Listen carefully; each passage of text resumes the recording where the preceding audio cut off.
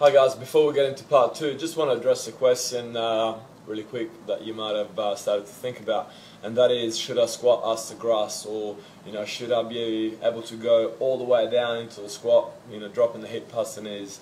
Quite simple. There's 3 markers you can think about. Are you able to do so pain free? Secondly, are you able to get from the top to the bottom and back up, using correct form and proper posture? And 3, how's your body weight? Because somebody who's a lot heavier and quite likely untrained may not have the proper flexibility or the lower body strength to be able to get back up from the bottom. They might be able to go into it, okay, but coming back up is a different issue. So once again, just build it up from where you're at. As this videos go on, I'll show you ways of building up strength to the place where you can come back up from a good form and then progressively get lower. As a final word, if you can do it, yeah, definitely 100%. Like everything else, if you can go through the full range of motion, you'll get through the full, you'll get the full benefits of the exercise. But take your time. Everyone is different, and with practice comes perfection. Yeah.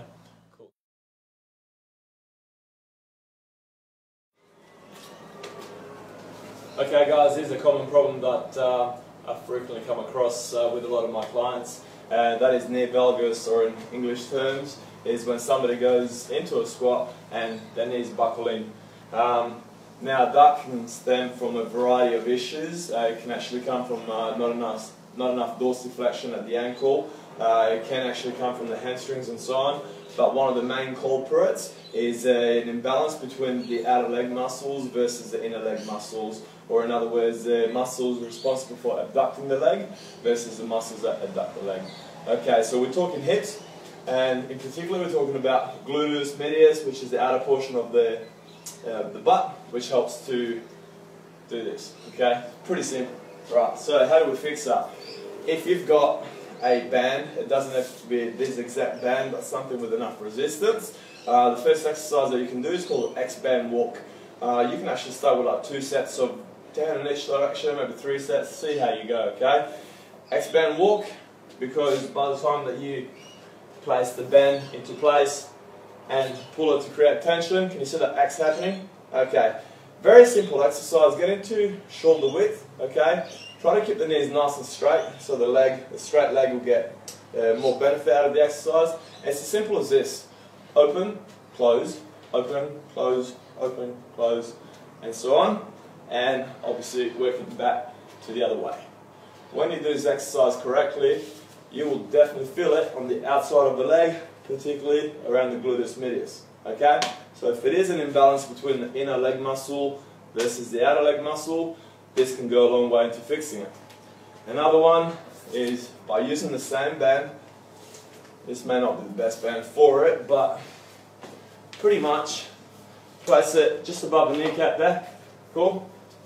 And what you're going to do is, as you go into the squat, actively push the knees outward.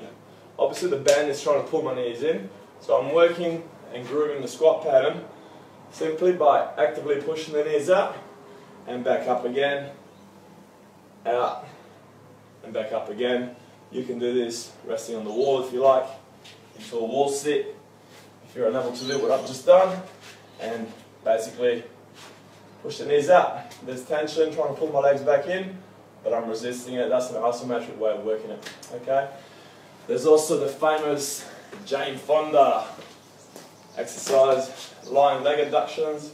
A lot of you might find this simpler. If you don't have a band as well, it's a different way of tackling the issue.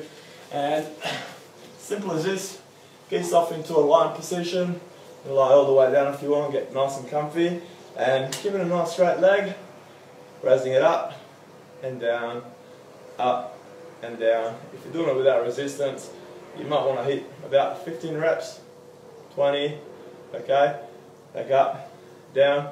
If you want to get a bit more of the outside of the quad, which can also be responsible, as a weakness for causing near valgus, you can turn the toe upward and raise it up, just to engage a little bit more of it, okay.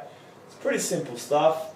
Hopefully this will help you to turn this into this, which is ultimately what we're aiming for. Things like dorsiflexion, like ankle mobility and so on, we'll inspect it in a later video because that's a biggie as well. Flexibility we'll look at as well. But yeah, okay, hopefully you got something out of this. Watch the first video if you haven't seen this one yet, and we'll progress from there. Thanks guys.